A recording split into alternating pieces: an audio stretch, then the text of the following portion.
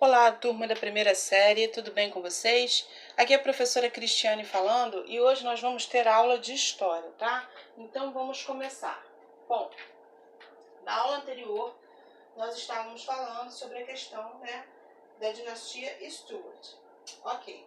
Hoje nós vamos falar sobre a Revolução Inglesa e a Revolução Gloriosa, tá? E a Declaração de Direitos.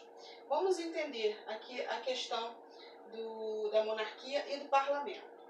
Radicalização das ações. Bom, em 1628, o parlamento inglês estabeleceu, por meio da petição de direitos, que o rei não poderia criar impostos, nem tampouco convocar o exército, nem mandar prender pessoas sem prévia autorização parlamentar. Olha isso, pessoal, uma luta de poderes, No ano seguinte, o sucessor de Jaime I, Carlos I, que viveu de 1600 a 1649, reagiu a essa petição, fechando o parlamento e perseguindo os líderes políticos que lhe faziam oposição. Pois muito bem, no ano de 1640, Carlos I viu-se obrigado a convocar o parlamento. Por quê? A fim de conseguir recursos financeiros para combater uma revolta escocesa contra seu governo. Uma vez reunidos, os parlamentares tomaram novamente uma série de medidas, limitando mais uma vez o poder do rei. Então, o que aconteceu?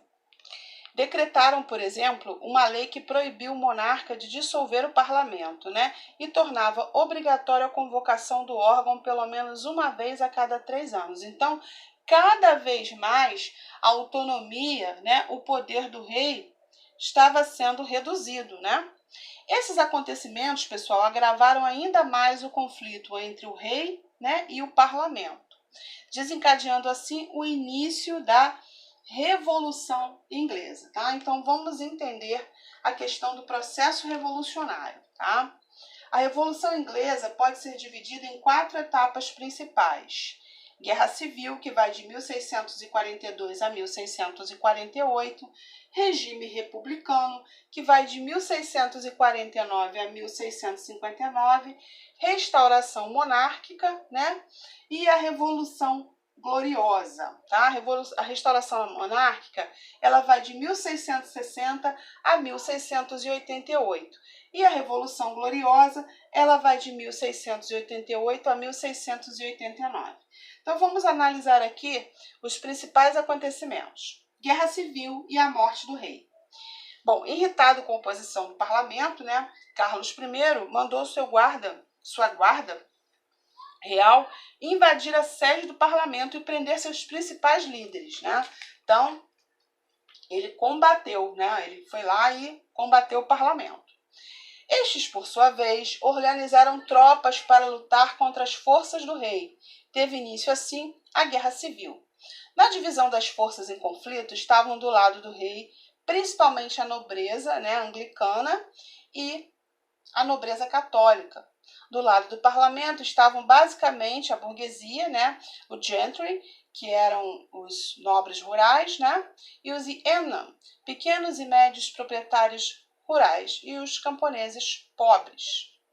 Pois bem, as tropas do parlamento foram lideradas por Oliver Cromwell, que organizou um novo modelo de exército, o New Model Army, cujos postos de comando eram conquistados por merecimento militar. E aí, pessoal, simplificando aqui essa questão, nós vamos entender aqui o conceito, de Revolução Inglesa, Vamos lá. A Revolução Inglesa foi uma guerra civil entre os partidários do rei Carlos I e o parlamento, iniciada em 1642. Terminou em 1649 com a condenação à morte do rei Carlos I. Só ressaltando que a Revolução Inglesa foi um divisor de águas. Antes da Revolução, o poder do rei era absoluto. Depois da Revolução Inglesa, o regime político tornou-se parlamentar, ok? Bom, depois da Revolução Inglesa, o poder do rei se viu reduzido, onde o rei existe e reina, porém não governa. Quem governa, na verdade, pessoal, é o primeiro-ministro através do parlamento, tá? Agora vamos falar sobre a Revolução Gloriosa, também chamada de Revolução Sem Sangue. Ela foi iniciada em 1688. Foi uma revolução em grande parte que não violenta, né? Quase pacífica, ok? A Revolução Gloriosa é o período em que houve a mudança, ou seja, a substituição do absolutismo monárquico pela monarquia parlamentar na Inglaterra, tá, pessoal? Então, procurei aqui colocar uma linguagem bem simples, né? Bem objetiva, para vocês entenderem melhor, tá? E com relação à Declaração de Direitos, pessoal, vamos lá. O rei Guilherme III, ao assumir o trono inglês, assinou a Declaração de Direitos em 1689, limitando assim os poderes monárquicos em vários aspectos e instalou a monarquia parlamentar, que vigora até hoje na Inglaterra, pessoal, porque a rainha reina, mas ela não governa, tá? Quem governa é o primeiro-ministro, juntamente com o parlamento, ok? Eles que tomam as decisões. Qual o principal objetivo da declaração, pessoal? Era limitar cada vez mais o poder do rei e aumentar o poder do parlamento. Quem manda é o parlamento juntamente com o primeiro-ministro, né? Só ressaltando aqui. Assim, pessoal, a monarquia parlamentar foi estabelecida e o absolutismo na Inglaterra ia chegando ao fim. E o que a Declaração de Direitos garantia? Vamos entender. Garantia a liberdade individual, incluindo a liberdade de imprensa, o direito à propriedade privada. A Revolução Inglesa e a Revolução Gloriosa, ambas faziam parte da Revolução, né? E a Declaração de Direitos de 1689 veio a fortalecer a burguesia e o liberalismo. Enfraquecer o poder do rei abriu o caminho para o desenvolvimento do capitalismo, preparando assim, né, o caminho para a Revolução Industrial na Inglaterra, né, do século XVIII, que vamos estudar mais adiante, né, pessoal?